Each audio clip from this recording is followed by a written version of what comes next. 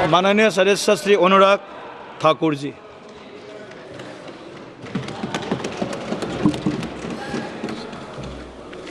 धन्यवाद सभापति महोदय। मैं माननीय प्रधानमंत्री जी को अपनी पार्टी का आभार प्रकट करता हूं, जिन्होंने मुझे वक्फ संशोधन विधेयक यानी कि उम्मीद unified Waqf management empowerment efficiency and development के समर्थन के में बोलने के लिए मौका दिया है। ये विधेयक नहीं, एक उम्मीद है। इस उम्मीद में एम्पावरमेंट है, एफिशिएंसी है, डेवलपमेंट है, और कहीं ना कहीं इसी को देखकर आज जहां देश भर के लोग इसके समर्थन में हैं, वहीं Catholic bishop conference of India, church of Bharat, Kerala council of churches, Kerala Catholic bishops council और all India Sajjada Nashin council, मुस्लिम राष्ट्रीय मंच जैसी अनेक संस्थाओं ने, चर्च से लेकर मुस्लिम की अन्य सभाओं ने इसका समर्थन किया है। उसके लिए भी मैं उनका बहुत बहुत आभार प्रकट करता हूं। माननीय सभापति जी, वक्फ को बदलने का वक्त आ गया है, क्योंकि ये अत्याचार और भ्रष्टाचार का एक ऐसा अड्डा बन गया है। उसको खत्म करने का और बदलने का समय आया है।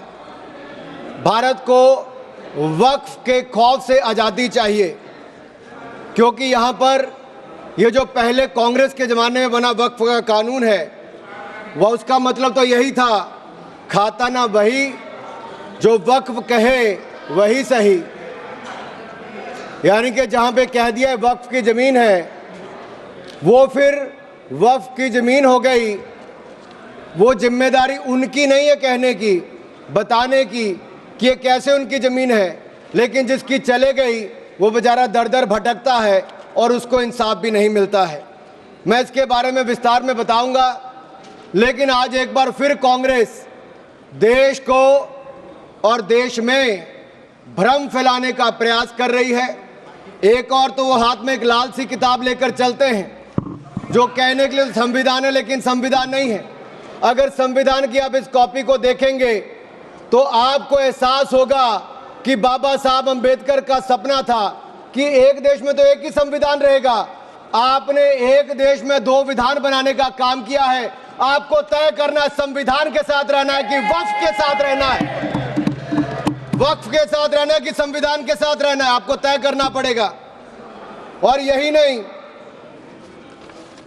और जो लोग बड़ी बड़ी बातें यहां पे कर रहे थे, उनको यही कहना चाहता हूं, ये हिंदुस्तान है, पाकिस्तान या तालिबान नहीं।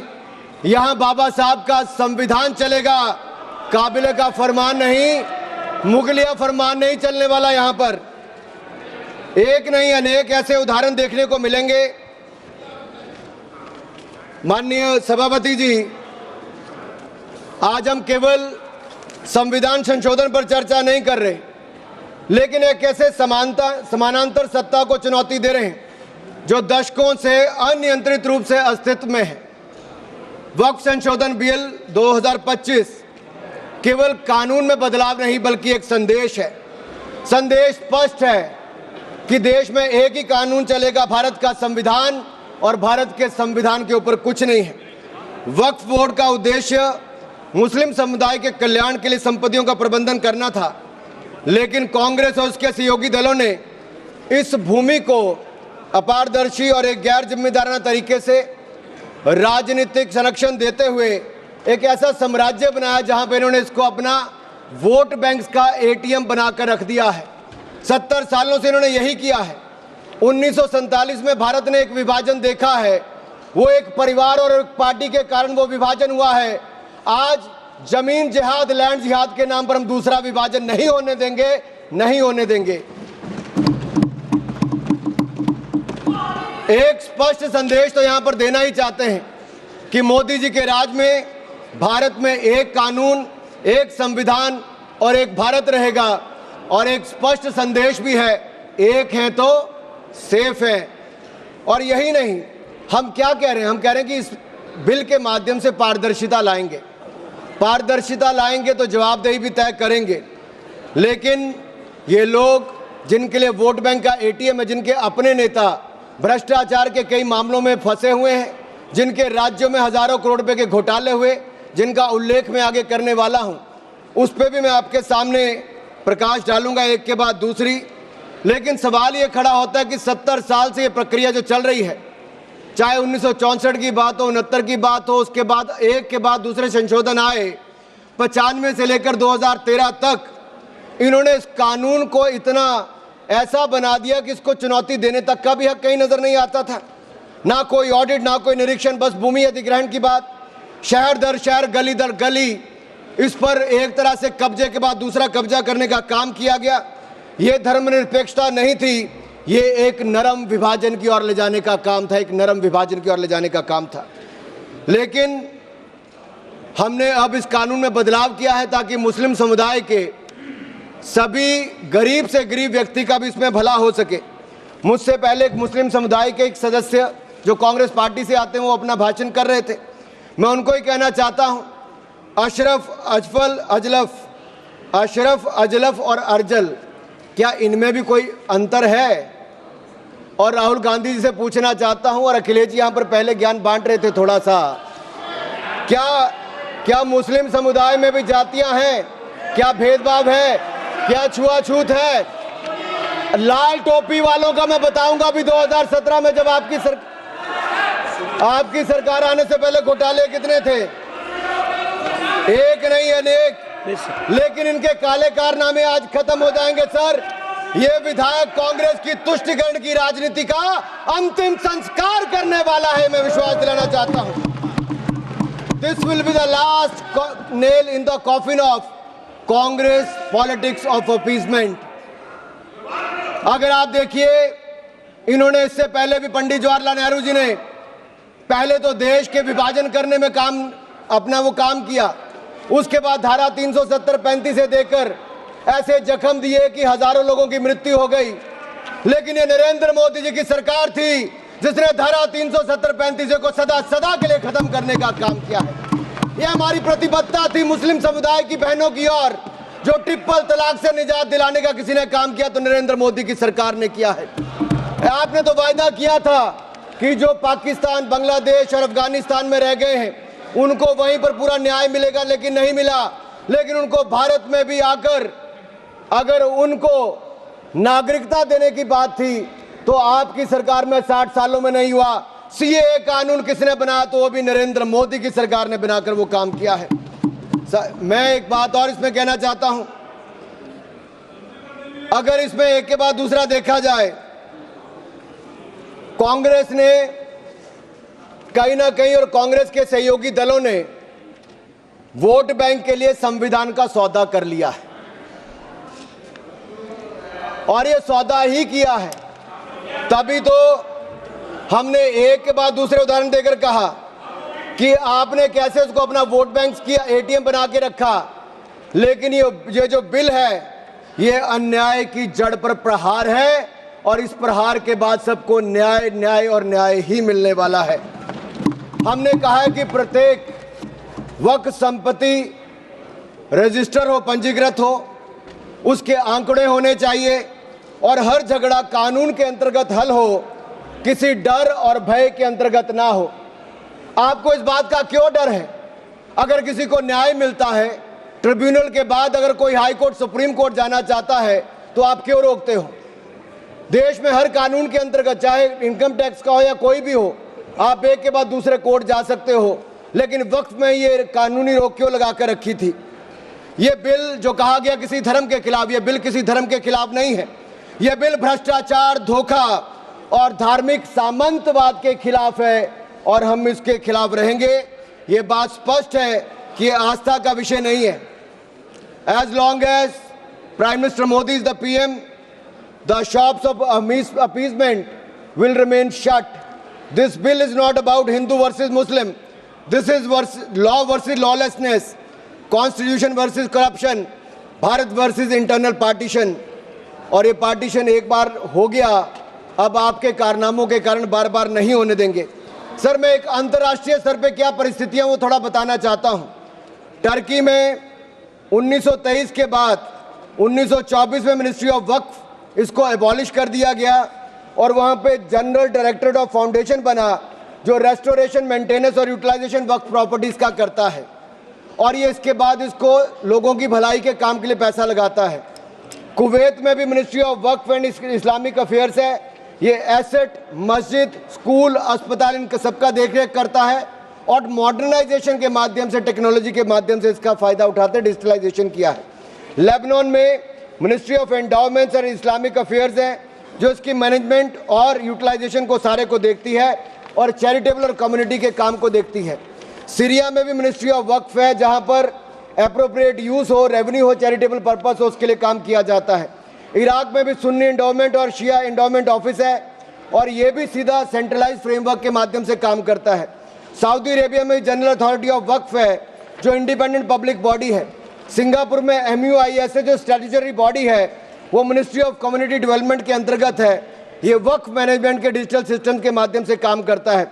इंडोनेशिया में भी इंडोनेशियन वक्फ बोर्ड है, जो इंश्योर करता है अच्छे काम करने के लिए, उनके भलाई के लिए।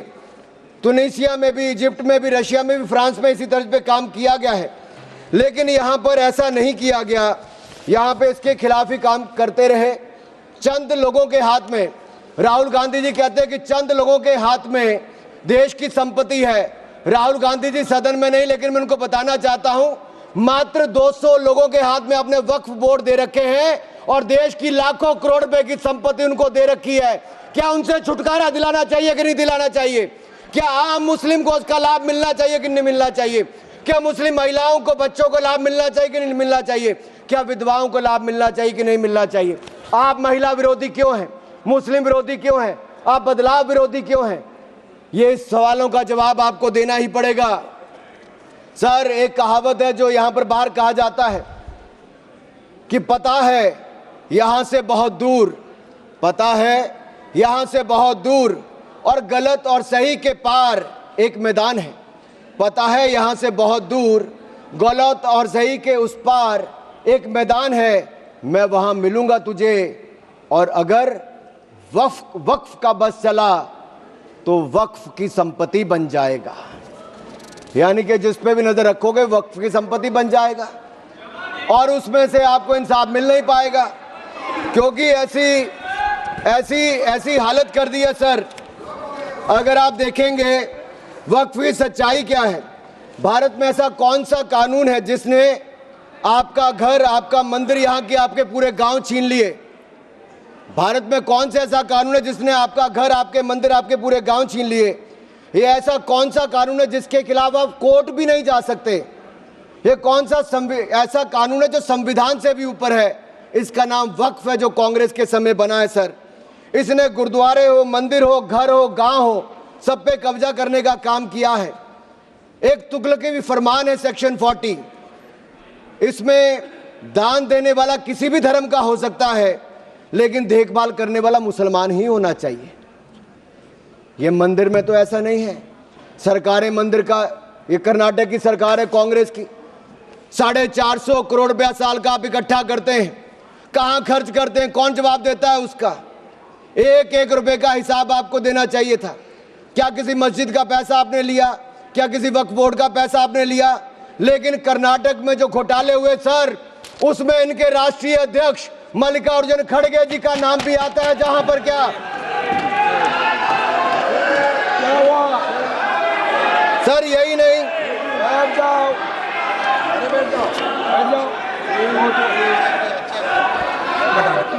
सर नाम हटा दीजिए। सर मैं इसको मेंबर ऑफ माननीय, नहीं सर, मैं सबूत के रूप में सर मैं लाया हूं सब कुछ। मैं बोल दिया सर, ऐसा गिवन द डिसीजन निर्णय दे दिया।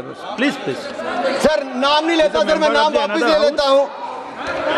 सर, बड़ी मुश्किल से परिवार के बाहर सर, इसमें सर मैं टेबल कर देता हूं। सर मैं टेबल कर देता हूं। सर ये मैं टेबल कर देता हूं। सर सर, आपकी अनुमति हो तो मैं ऑथेंटिकेट करके टेबल कर देता हूं। सर जी, नाम वापस ले लिया। एक मिनट, वापस ले लिया। ठीक है, एक मिनट, आप सब बैठिए, आप सभी लोग बैठिए, आप सब लोग बैठिए। माननीय Venugopal ji, please. Please please sir we are कौन सा रूल में बोल रहा है आप? To sir 352. while a member is speaking to the name of the नाम डिलीट कर दिया, बताइए। सर सर ठीक है। सर सर हमने कैसे नहीं नहीं नो नो नो एक मिनट आप लोग मत बोलिए मानने के वेणुगोपाल जी, हमने नाम एक्सपांस भी डिलीट भी कर दिया और उन्होंने भी वापस ले लिया। उसके बाद और क्या है? उसके बाद क्या है?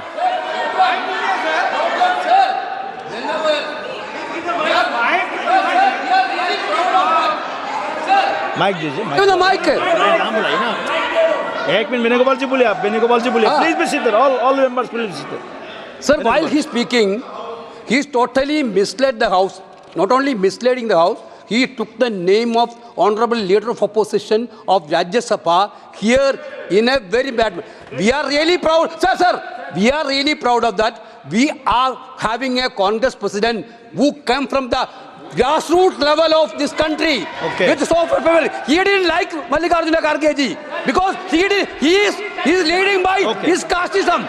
Okay thank you that he- please continue sir आज प्लीज माननीय माननीय सभापति जी, आखिरकार कांग्रेस बोल ने दिया, अपनी सीनियर जातिवादी लीडर। सोच को सामने ले ही आए। ये कभी जाति के नाम पे, कभी क्षेत्र के नाम पे, कभी धर्म के नाम पर बांटने का काम करते हैं। मैंने किसी जात का नाम नहीं लिया था, लेकिन आप जाति को लेकर आए हो। और यही नहीं सर, ये रिपोर्ट देखिए, ये विधानसभा, कर्नाटक की विधानसभा में कांग्रेस के एक नहीं अनेक नेताओं के नाम आए जिसने वक्फ की प्रॉपर्टी को खाने का काम किया है, हजारों करोड़ के घोटाले करने का काम किया है। इसीलिए आप लोग पारदर्शिता नहीं चाहते, इसीलिए आप लोग ट्रांसपेरेंसी नहीं चाहते, इसीलिए आप लोग जवाबदेही नहीं चाहते। सर मैं इसको ऑथेंटिकेट करके रिपोर्ट को रखना चाहता हूं। सर यही नहीं, ये तुगलकी फरमान जो थे, मैं कर देता हूं सर, अगर किसी की संपत्ति जिसके ऊपर उन्होंने कब्जा कर लिया हो, सर इसको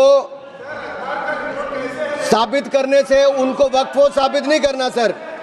ये जिसकी प्रॉपर्टी है बेचारा, उसको धक्के खाने पड़ते एक से जगह दूसरी जगह के लिए। सर ये आम व्यक्ति के लिए एक अभिशाप है। अगर सरकारी जमीन छीनी जा सकती है, गांव के गांव छीने जा सकते, तो आप कल्पना कीजिए आम इंसान की प्रॉपर्टी को कैसे किया जाएगा। सर नो ऑब्जेक्शन सर्टिफिकेट लेके जाना पड़ता है।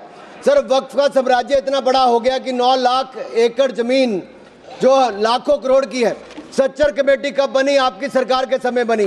2006 में उसकी रिपोर्ट आई। आप क्यों हाथ पे हाथ धर के बैठे रहे? क्यों बैठे रहे? उन्होंने कहा था कि साल का 12,000 करोड़ रुपए की आमदन हो सकती है। पिछले 20 सालों में 2.5 लाख करोड़ रुपए की आमदन हो गई होती। आमदन होती तो मुस्लिम महिलाओं का, बच्चों का और मुस्लिम समुदाय का भला हुआ होता, लेकिन कांग्रेस पार्टी ने भला कभी चाह ही नहीं मुस्लिम समुदाय का, केवल वोट की राजनीति करके रखा। सर ये कितनी है? मॉरिशियस जैसे 2 देश, उसके बराबर वक्फ बोर्ड की जमीन है। सिंगापुर जैसे 5 मिनट और मैं खत्म कर रहा हूं सर। मालदीव जैसे 12 देश, उसके बराबर वक्फ बोर्ड की जमीन है। सर लालू प्रसाद यादव जी जो सदन के सदस्य नहीं लेकिन आपकी सरकार में मंत्री थे, तब उन्होंने कहा था पटना की डाक बंगले की जमीन भी वक्फ बोर्ड खा गया, सरकारी गैर सरकारी जमीनें वक्फ बोर्ड खा गया। ये किसी और ने नहीं, लालू प्रसाद यादव जी ने कहा था। आप उस पर क्या कहना चाहते हो? ऑन रिकॉर्ड के पे कहा है। गरीब मुसलमान भी सर इस कानून का शिकार रहे। सर राजस्थान में रामगंज में वक्फ बोर्ड द्वारा मुसलमानों की जमीनें खाली करा दी, मुस्लिम महिला मर गई। उत्तर प्रदेश में लाल टोपी वालों की सरकार में, सर ये लाल टोपी के काले कारनामे उत्तर प्रदेश में देखे हैं। इनके उस समय के मंत्री ने सैकड़ों एकड़ जमीन खा गए वहां पे बैठ के आप लोग। सर यही नहीं, काले कारनामे इनके और भी हैं सर। मैं सर ये सारा आपकी इजाजत से, सर ये मुस्लिम विरोधी भी है, महिला विरोधी भी है, पसमंदा विरोधी भी है, अहमदिया विरोधी भी है, और विरोधी भी है। सर यही नहीं, प्लीज बैठिए सर यही नहीं, आपका बारी आएगा, आप ये गरीबों के उत्थान के लिए तब भी कुछ नहीं कर पाए सर। आप बैठिए सर ठीक रिकॉर्ड रखने का इन्होंने कुछ नहीं किया सर। हम क्या कहते हैं, शिया हो, अहमदिया हो, महिला हो, पिछड़े वर्ग के मुस्लिम समुदाय के लोग हो, उनको इसका सदस्य बनाइए। आप क्यों उसको इसका सदस्य नहीं बनाना चाहते? आप मुस्लिम समुदाय में भी जातिवाद करते हो, उनके भी पिछड़े मुसलमानों को नहीं रखना चाहते। सर यही नहीं, sir Waqf is a state with in state. ये मुसलमानों का हक मारने का काम किया गया सर। यही नहीं सर, मैं आपको बताना चाहता हूं, जीरो अकाउंटेबिलिटी है वक्फ बोर्ड की, जीरो अकाउंटेबिलिटी। कैसा क्यों है सर? सर मनमोहन सिंह जी ने कहा था, कह सकता हूं, वेणु जी के नहीं कह सकता, कह देता हूं, पूर्व प्रधानमंत्री ने कहा था, आप सोच लेना किसने कहा था। पूर्व प्रधानमंत्री ने कहा था, Muslim must have first claim on our resources. एक सदा हिंदू विरोधी रहे हैं, ये केवल मुसलमानों के पक्ष में किया, लेकिन आपने मुसलमानों के लिए कुछ नहीं किया। अगर मुसलमानों को पक्के मकान, पीने का पानी, अच्छी शिक्षा, भोजन, ये सब किसी ने दिया है तो नरेंद्र मोदी जी की सरकार ने दिया है। धन्यवाद। यही नहीं सर, सर 3 मिनट में और सर खत्म कर रहा हूँ। 1 मिनट में खत्म कीजिए। सर 1 मिनट में हो नहीं पाएगा सर। सर ये देखिए, सर ये देखिए सर, मैं रिपोर्ट लाया हूं सर, कहां से कहां तक इन्होंने, सर कहां से कहां तक इन्होंने राज्य दर राज्य कैसे हिंदुस्तान की जमीनों पे कब्जा किया है। सर ये देखिए सर, आंकड़े आपको दिखाते हैं, एक राज्य नहीं सर, केरल में, सर केरल में ये कहते तो हैं कि ये वायनाड के बेटे हैं, बेटी हैं, लेकिन वहां पे भी वक्फ का कहर जारी है सर। पापी वोट बैंक का सवाल है, आप वायनाड में भी चुप रहते हो, कुछ करते नहीं हो, और वायनाड का रहनुमा कहने वाली आज गायब है, और गायब है, और वहां पर भी उनकी संपत्तियों पर हो रहा है सर। इसलिए चर्च ने भी कहा सर, केरल में तो रोज ऐसे हो रहा है सर, बेलगाम हो चुका वक्फ बोर्ड, किसानों, मजदूरों, हिंदुओं की जमीनों को इविक्शन नोटिस दे रहा है सर। एर्नाकुलम में सर 404 एकड़ जमीन पर दावा ठोक दिया है, 604 पिछड़े ईसाई और हिंदू परिवारों के घर छीन लिए। त्रावणकोर में सर राज परिवार की जमीन खा गए। केरल में कांग्रेस और वामदल ने मिलकर बिल पास कर दिया। कर्नाटक में 15,000 एकड़ की कहानी मैं आपको बता चुका हूं। तिरुचिरापल्ली में सर इन्होंने एक गांव में 1500 साल पुराने प्राचीन मंदिर के साथ लगती जमीन सर, इस पे कब्जा करने की बात कही सर। सूरत के नगर निगम में सर मुगलों की संपत्ति बताने का काम किया सर। नगर निगम को भी सर बेट द्वारका के 2 द्वीपों पर दावा ठोक दिया है। क्या भगवान कृष्ण से पहले इस्लाम धर्म आ गया था? क्या भगवान कृष्ण से पहले इस्लाम धर्म आ गया था सर? यही नहीं, कल क्या आनंद भवन और नेशनल हेरिटेज पर आकर, मैंने अभी बार सुना था कि आनंद भवन और नेशनल हेरिटेज पर वक्फ बोर्ड अपना दावा ठोकने वाले हैं, तो दे दोगे क्या? बता दिया। और यही नहीं सर, एएसआई संरक्षित स्मारकों पर भी सर यही नहीं सर, कर्नाटक में 53 ऐतिहासिक स्मारकों को वक्फ संपत्ति घोषित कर दिया है सर। यही नहीं सर, हम्पी सर्कल में 6 एएसआई संरक्षित कर लिया सर। यही नहीं सर, एएसआई के 120 प्राचीन स्थानों पर भी इन्होंने ऐसा किया है सर। ये किसान कल्याण की तो राहुल जी बात करते हैं, लेकिन कर्नाटक में इनकी सरकार में 15,000 एकड़ जमीन किसानों की छीनने का काम आपकी सरकार में आपके वक्त पे किया है सर। ये किसान विरोधी है, ये महिला विरोधी है, और मैं इन सबसे कहना चाहता हूं सर, ऐसे काम नहीं चलेगा। ये कहते हैं कि पुराने कानून के तहत न्याय मिल जाएगा सर, न्याय नहीं मिलता सर 1 मिनट सर। आप देखिए, वक्फ की आय जो 12,000 करोड़ रुपया साल होनी चाहिए थी, आज 1 करोड़ 30 लाख रुपया रह गई है। कौन खा रहा है पैसा वक्फ बोर्ड का? कांग्रेस के नेताओं के नाम आते हैं सर। यही नहीं, पश्चिम बंगाल में 1100 करोड़ रुपए का, तमिलनाडु में 2000 करोड़ रुपए का, महाराष्ट्र में हजारों करोड़ रुपए के घोटाले हुए। इन सब की सरकारों में कहे गए, मैं सारे सबूत लाया हूं, सारी रिपोर्ट्स लाया हूं। आपका अनुरोध करता हूं सर कि सारे के सारे ऑथेंटिकेट करके मुझे रखने का मौका दिया जाए। ये विपक्षी दल, क्योंकि ये भ्रष्टाचार में जुड़े हुए हैं, हम वक्फ बोर्ड के भ्रष्टाचार को खत्म करना चाहते हैं। धन्यवाद सर। बस ये सर आखिरी लाइन है सर, ये नेशनल हेरिटेज में छपा है कि महाराष्ट्र में हजारों करोड़ रुपए का घोटाला, महाराष्ट्र में छपा नेशनल हेरिटेज में, और नेशनल हेरिटेज के घोटाले के रूप में कांग्रेस के एक नेता बेल पर है जो अपनी सेवाएं यहां पर दे रहे हैं। उसी नेशनल हेरिटेज में लिखा गया है, ये कांग्रेस पंचतंत्र का वो बंदर है जहां रोटी के बंटवारे के नाम पर ये सारी रोटियां खा जाते हैं सर। सर ये मंदिरों की जमीन संपत्ति के नाम, ये विशेष कानून इसके लिए क्यों नहीं है सर? ये वक्फ के लिए क्यों है सर? इनका विचार साफ नजर आता है सर। ये मंदिरों का सोना पिघलाकर ये तब तो ले जाते हैं लेकिन भ्रष्टाचार के नाम पर जमीन पर कब्जा करने के लिए वक्फ देते हैं। सर, हमारी सरकार वक्फ को पारदर्शी और जवाबदेह करना चाहती है। हमारे सेक्शन 30, सेक्शन हमारे 40 पास काफी वक्ताओं का लिस्ट है, सबको बोलने का मौका सर, देना है। लास्ट 30 सेकंड में समाप्त last 30 second sir. Yes. Sir, आपने कहा था कि कोई बीच में टोका टोकी नहीं करेगा, लेकिन इन्होंने तो एक ऐसा जमींदार खड़ा कर दिया है जो एक नहीं अनेक ऐसी हजारों करोड़ रुपए की संपत्तियां खा गए। और कर्नाटक के कुछ नेताओं के, कांग्रेस के नेताओं के नाम है सर, ले सकता हूं, जिनका रिपोर्ट में नाम आया सर, विधानसभा में रिपोर्ट आई है सर। सिटिंग विधायक है, पूर्व विधायक, पूर्व मंत्री, राज्यसभा के प्रतिपक्ष के नेता हैं। ये वक्फ की प्रॉपर्टियों पे कब्जा करने वाले, पैसा खाने वाले हैं। और यहां तक कि एक 5 स्टार होटल का भी सुलह कराने के लिए इन्होंने कही। सर, मैं इतना ही कहना चाहता हूं, ये बिल मुस्लिमों के जीवन में एक बड़ा बदलाव लाएगा। हर वर्ष हजारों करोड़ कमाने का प्रावधान करके दिखाएगा। अच्छी शिक्षा, अच्छी सुविधाएं, अच्छे मकान, अच्छा इलाज और अच्छा भविष्य देने का काम ये नरेंद्र मोदी की सरकार में वक्फ बोर्ड का संशोधन बिल उम्मीद के माध्यम से एक नई उम्मीद बांध कर दिखाएगा, नई उम्मीद बांध कर दिखाएगा। बहुत बहुत धन्यवाद। धन्यवाद। माननीय सदस्य श्री अरुण भारती जी। अरुण भारती जी।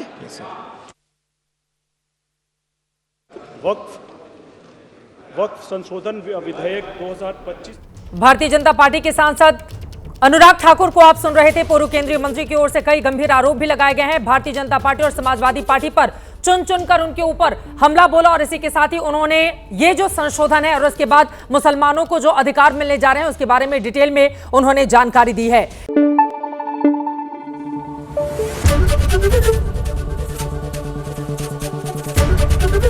एबीपी न्यूज आपको रखे आगे।